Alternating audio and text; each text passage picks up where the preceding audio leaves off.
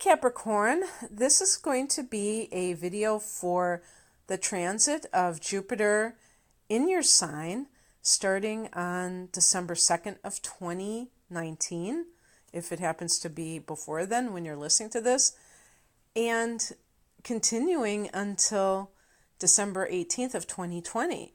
So Jupiter, the planet of luck and expansion in your sign, that has to feel rather fortunate on the surface, but we're looking at it also from a deeper angle of like how it will specifically affect you. Obviously, there's no way of guaranteeing anything, but one thing that I want to also let you know is that this is a general reading. Your rising sign is determined by your exact time of birth, and that sets up your whole natal chart. Your sun sign can be from 0 to 29 degrees of Capricorn. That likewise will affect the timing of some of these things, what houses they are in. So I think most people get this, but I just wanted to put it out there because when I speak about these things, I do tend to act like everybody is going to have this in the same place at the same time. And that's just not true.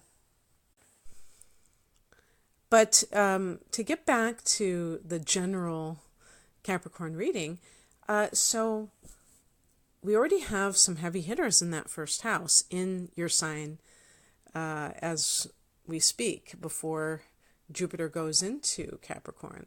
And this is Pluto in Capricorn since January of 2008. And more recently, but still 2 years ago, or as I'm recording this, almost 2 years ago, we have Saturn in your sign, in its own sign, the sign that it rules, in that first house. So what I would ask you, Capricorn, is how have you been faring for the last couple of years, having both Pluto and Saturn in that first house? And I should also say that the South Node is transiting through that house, since kind of like around the same time as Jupiter went into Sagittarius. So that would be like about a year ago. And the thing about the North and South Node transits is that they're there in one sign for about a year and a half. And so they will change signs as well in 2020. So the bottom line is that you've had a lot of energy that has been focused on transformation of the self, particularly with the Pluto transit in Capricorn. And this can manifest in many different ways. I'll get to that in a second. But on top of that, you have Saturn in that first house. That can be very good for getting an infrastructure, if you will, in place for your life in general. We're talking about a whole new Saturn cycle in the first house. And so I look at the first house, it is the house of the self. It's the house of the image that you have, your persona, whatever you want to call it. And even your body. So transformation can take place on the physical level as well. But I use it like, I regard it as a catch-all house for just life changes in general. And so with the South Node transiting this sector, this can be a time when maybe what I would call your defense mechanisms won't work, or you shouldn't even try to go to your typical way of dealing with, insecurity or what have you, which is basically, I would say, with Capricorn, to kind of put up a false front. By the way, the South the North and South Node transits will be in Cancer until, well, the North Node, but the South Node in Capricorn, until approximately May 5th or May 6th of 2020. Then they go into the 29 degree of Gemini. So they're going clockwise, which is actually backwards. And so they're going to the sign prior to the current sign, which means that for you right now, the North Node is in the 7th house, going back into the 6th, which is an Earth house and is about health and work. But now in the 7th house, in your opposite sign of Cancer. So it's a very interesting situation for you romantically. I'm not going to get into that because that's not what this video is about. But I just wanted to bring up this idea of having these other things going on in that first house, and then Jupiter joining the party. So Saturn leaves your first house in March, and this will be around March 24th, and goes into your second house of earned income. I think it will do very well there. But Jupiter actually enters on December 2nd of this year. So in that in-between time, you may not see kind of the full benefits of Jupiter in that house because Saturn is still there. And Saturn is like a stern parent. So Jupiter loves to just like let loose and even be indulgent. You know, it's like if you remember the old Odd Couple, Felix and Oscar. I can't remember. I think Felix was the anal neat freak, as I recall. And yeah, Oscar was the one. It's like, you know, Felix is Saturn and Oscar is Jupiter. And so Jupiter is all about abundance and expansion, which expansion is abundance in a lot of ways. We always think of abundance as being material goods, but I would just like to broaden that to anything that connects with there's more where that came from, and there are no restrictions, the sky's the limit, that kind of thing.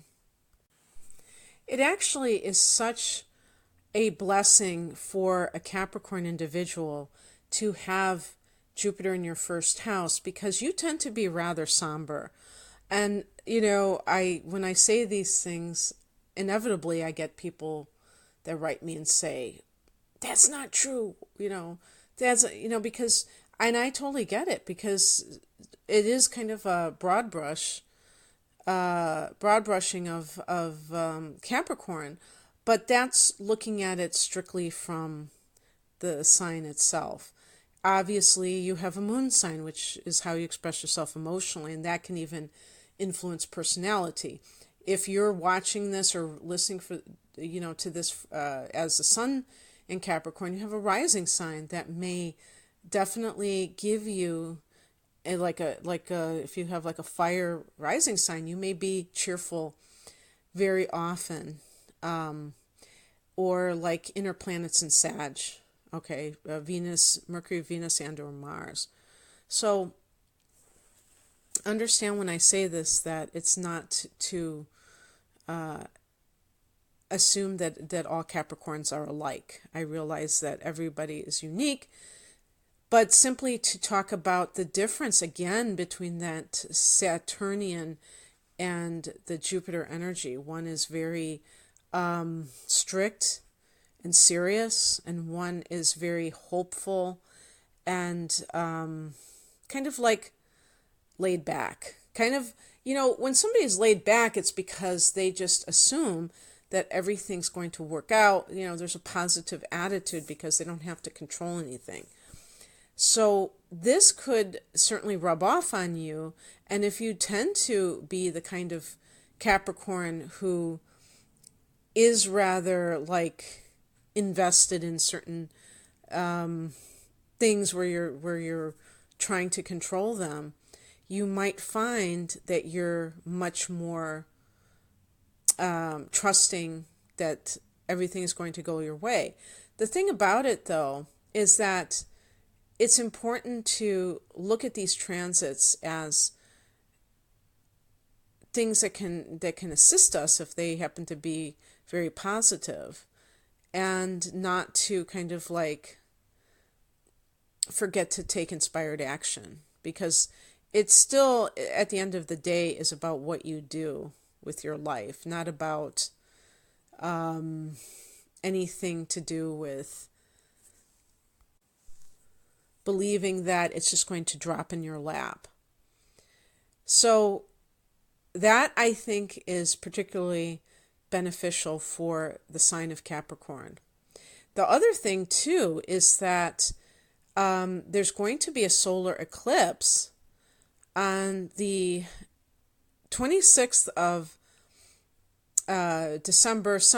A lot of us will experience it actually on the 25th. Those of us in North America, at least, except for the East Coast, I believe, it will be on the 25th. It'll be on Christmas evening. And, wherever it is for you. But a solar eclipse, powerful new moon, at 4 degrees of Capricorn, when Jupiter is at 5 degrees of Capricorn. So that's a conjunction. And then on top of that, we have Uranus in Taurus. And Uranus is at 2 degrees of Taurus. So that will be in there as well, I believe. So Uranus in Taurus is from the 5th house. So this could even be somebody that you meet, perhaps at a holiday party. And I'm not saying that this situation has to occur actually on Christmas. It may occur even before that. Sometimes the eclipse energy is felt before that. But I do believe that since Uranus is in your 5th house, that this is an ongoing situation where you may meet somebody, a love interest, in a very unexpected way. And given the fact of the solar eclipse from the 1st house, it might be like you're changing your life, and therefore everything else is changing around you. Actually, in January, after that solar eclipse in your sign, there's going to be a lunar eclipse. January 10th at 20 degrees of Cancer, and that will be in that 7th house of committed partnership. So lunar eclipses can take things away. Again, this is going to be for people, who are having problems in their relationship, not for people who, I don't believe it's going to be some kind of a surprise ending to a relationship. It's just kind of the final,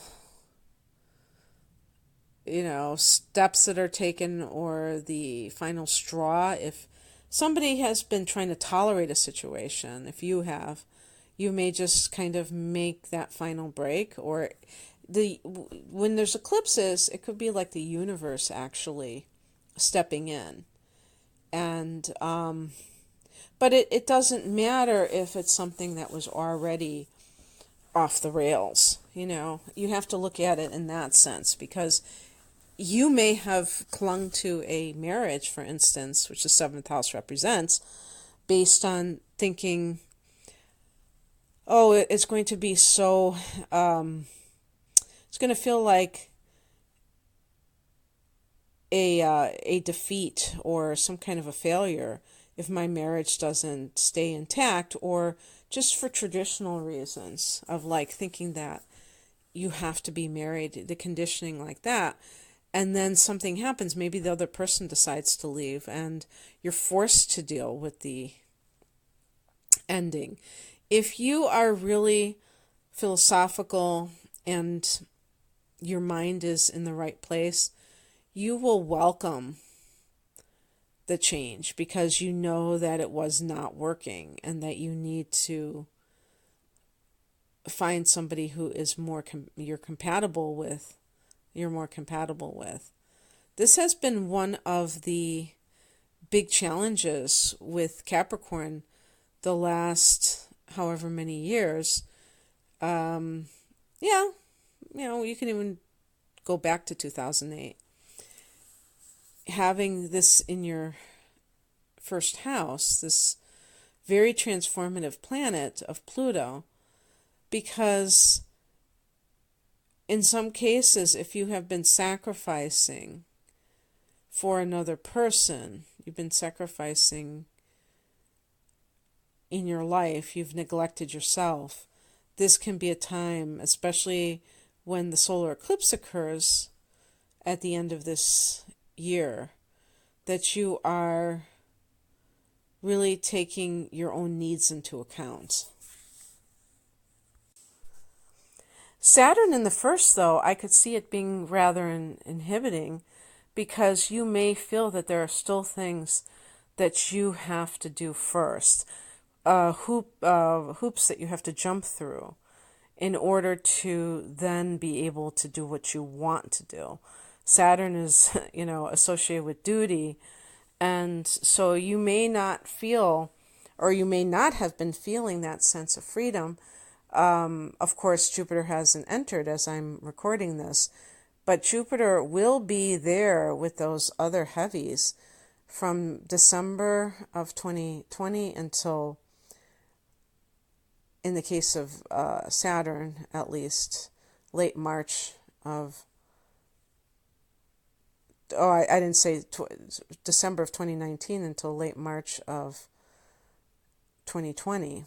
And then Saturn leaves that house, and yes, Pluto is still there, and the South Node for a couple more months. Pluto will be there for a few more years, but I think that there are going to be brighter days ahead. Brighter meaning more sunny, more positive. And I think that that is super important. So there are going to be a couple of times in 2020 when Jupiter and Pluto form a conjunction. And so we have Jupiter, this planet that's associated with growth, and Pluto associated with power, meeting up in the same sign. The first one being in late March to early April of 2020 at an exact 24 degrees of Capricorn. So that's very interesting. And this for you is in that first house. So having that sense of power, you already have Pluto there. Do you feel more confident about yourself, Capricorn? It's very interesting, because do I think Capricorn as a sign has a tendency to be insecure? Not exactly. I would say that if there are insecurities within you, that it's more likely in your private life than your public life or your career area of life. Because I feel like there's a great competence with the average Capricorn individual. And because of this, you may give off the vibe to others who don't know you personally that you are on top of everything, that you're very disciplined, organized, all the Saturnian things, that your head is screwed on straight, and so on and so forth. It might be in those quiet, private moments where you doubt yourself, where you're not that secure and together, especially if something relationship-wise has been going awry. But I think you can give a good public appearance of being quite, together. And I feel like having Jupiter form a conjunction with Pluto really just gives this it gives kind of like a more of a positive spin on it.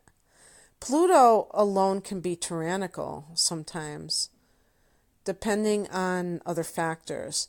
But with Jupiter, there's a sense of goodwill. There's a sense of wanting to maybe even help people through how you present yourself, like giving off an image that is inspirational to others in some way. So it could be like a good role model, a good example, setting a good example, where people look at you. And by role model, it doesn't have to mean that you're a parent and you're talking about a child.